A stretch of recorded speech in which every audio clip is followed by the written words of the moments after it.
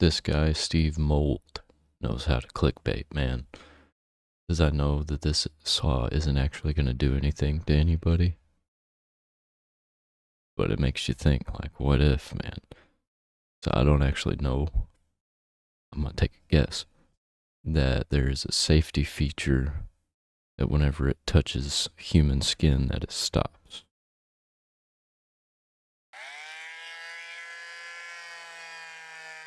Whoa. This is a Okay. cast saw. It's used to extract you from a cast after your bones have healed. The blades are sharp enough. I've never actually broken a bone, so I have no idea. Never had to have that done. I don't know anybody actually that have broken any bones that it's like close to me. Enough and fast enough to cut through the hard outer shell of the cast. And that seems pretty dangerous given how close the cutting blade gets to soft human skin parts. And it would be a terrible idea for someone with no medical experience to attempt such a procedure on themselves. Like, what if my hand slipped and the blade touched my skin? Yeah, what if?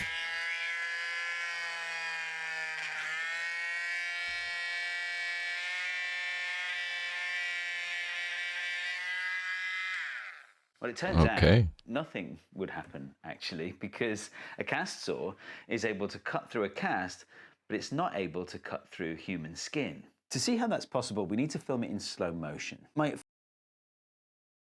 I didn't know that. See, if you looked at the description of my YouTube channel, it says we be learning stuff. And I be learning. First thought was that because the movement is cyclic, I could use the stroboscopic effect to fake having a high-speed camera, like I did in my gravitational waves video. If you want an explanation of how the stroboscopic effect works, watch to the end of that video, link in the card and the description. But when I actually tried that, the rolling shutter artifacts were just off the charts. So That I looks hired a weird, phantom high-speed man. camera that can do 2000 frames per second in full HD. Straight away, you can see that the blade isn't in fact spinning. It's oscillating backwards and forwards. And looking at the So it could shave your arm. Like it could shave the hair off your arm, maybe. So I'm pretty sure that's how, that's what he just showed, I think. What, was that like a razor for your face? No.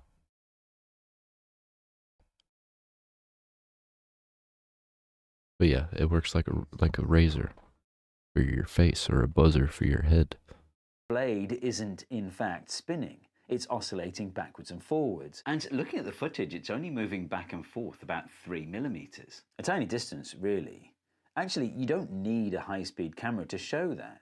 If I draw a mark on the blade and turn it on, you can see the mark doesn't spin round. It becomes blurry around the edges, which tells us that it's oscillating, not spinning. We'll get to the slow motion footage of the blade on my skin in a moment. But first, here's a clue as to why a cast saw can cut through a Oh, it's cast not but even not gonna through cut your human hair. skin. Here's an Dude. underinflated balloon and here's an overinflated balloon. The cast saw can't pop the underinflated balloon.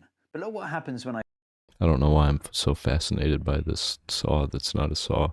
press it into the overinflated balloon. It pops easily. The difference is, when you overinflate a balloon, you're pushing the balloon to its elastic deformation limit. It can't stretch anymore after that. So when the teeth of the blade touches the rubber can't stretch and move underneath it. The blade scrapes along the rubber, which cuts a hole through it. The underinflated balloon has a lot of stretch still left in it. The rubber just moves and stretches underneath the teeth, so no hole can be cut. And it turns out that human skin is press like hard an enough, though. underinflated balloon. You can see that really clearly here. As the teeth bite into my skin, they proceed to just casually move the skin back and forth. It's fun to see the ripples propagate outwards from the point of contact there. This is probably a good opportunity to point out that Gross. although you may have a tool at home that is superficially similar to a cast saw, it may very well operate in a different way. For example, it may be a rotary tool as opposed to an oscillating tool. This Dremel is a rotating tool, and look what it does to the underinflated balloon. The rubber can only stretch so far. Hopefully I got that warning out before anyone paused the video to run and get their angle. Yeah, right. Even if you know for sure that the tool you're holding is an oscillating tool, it may be that the distance over which it oscillates could be beyond the elastic deformation limit of your skin. In other words, it could cut you. And in fact, if the tool was sharp enough, it could cut you anyway. What I'm saying is, don't try this at home. I wonder about hairs. I wonder if I could use a cast saw to shave. Before we find out, it's interesting to see Yes, that's in what we slow all need to motion how know. the cast saw interacts with the different types of cast you can get. The traditional cast is made Use from it on your plaster face, of Paris. homie. So first you put on this sleeve, then you wrap your arm in padding. I mean, you don't do it, the doctor does. The roll of fabric, which has all this plaster of Paris powder on it, is dipped in water. That's then wrapped around your arm, and it dries fully in 24 to 48 hours. Which is quite a long time to wait, but it's really cool to see plaster of Paris being cut in slow motion. Because it's rigid, the teeth of the saw scrape along the surface of the cast, chipping away little bits of it that you can see flying through the air. Another cool thing I noticed is the oscillating blade actually moves the whole cast back and forth a little bit. But look, the plaster of Paris shavings kind of float above the surface while the cast jiggles about underneath. So that's a plaster of Paris cast, but if you broke your arm today, they would most likely put on a synthetic cast like this. I mean, they wouldn't put it on like this. The fabric is fiberglass and it's coated in a water-activated resin. So the process starts in the same way. You dip the roll in water, but once it's applied to the arm, it only takes about 15 minutes to dry. And actually, it creates much less mess when you're cutting it off. Something interesting about the waves that radiate out from the contact point. I didn't even know. They represent I didn't even know that we've moved on from the plaster. Crazy. Technology's leaving me, man. the speed of sound of my skin. It's interesting to see how the speed of sound is different on different parts of my arm. Here on the back of my arm, I estimate it's about 10 meters per second, but on the back of my hand, it's about 6 meters per second. Interestingly, from that, I can calculate the shear modulus of my skin, and from that, I can calculate the Young's modulus of my skin. But to get from the shear modulus to Young's modulus, I need to know what you've the lost me. Poisson ratio of my skin is. I talked about the Poisson ratio in my Auxetics video, link in the card in the description. When I Googled Poisson number Is of that a skin, bra? I got this result. The Poisson ratio of cow teat skin was measured uni and biaxially and is shown to be anisotropic and dependent on aspect ratio. So there you go. But I also found out that the Poisson ratio of human skin is about 0.48. And it turns out that the Young's modulus for the back of my hand is about 100 kilopascals, and the Young's modulus for the back of my arm is about 300 kilopascals, which is good to know.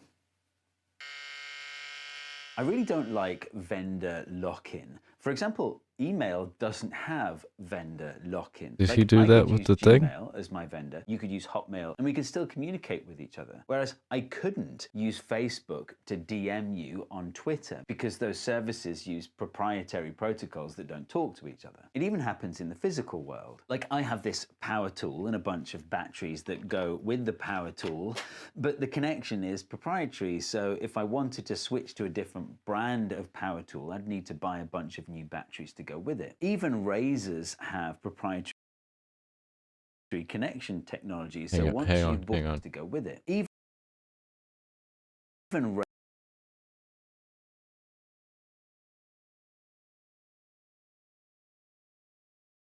I wanted to see what he looked like without the facial hair. Can't really tell. He still looks the same with the half of it, so.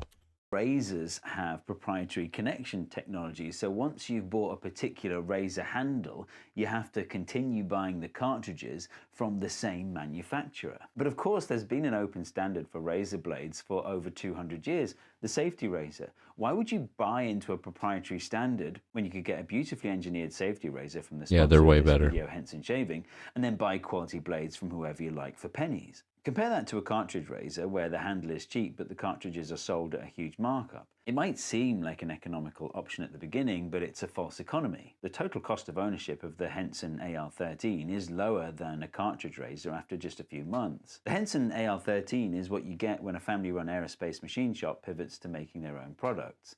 The blade is well supported by its all-metal body. It protrudes exactly 30 microns from the plane at an angle of tau 112 radians for a really nice shave. The nice thing is you only have to buy a new handle once a year. Wait, once a lifetime. It's something you literally buy once ever. But what's the actual shave like? Well, I shaved. I'm actually gonna have to get a new one because yeah, they are supposed to last a lifetime, but the one that I'm using was my grandpa's, so and it's kind of old. I need to upgrade because I know that there's a lot new cool ones that have come out in the recent years. This side of my face with the Henson AL13, and I shaved this side of my face with a cast saw, and the difference is unbelievable. Go to hensonshaving.com/Steve Mould and use promo code Steve Mould at checkout to get 100 free blades with your purchase of a razor.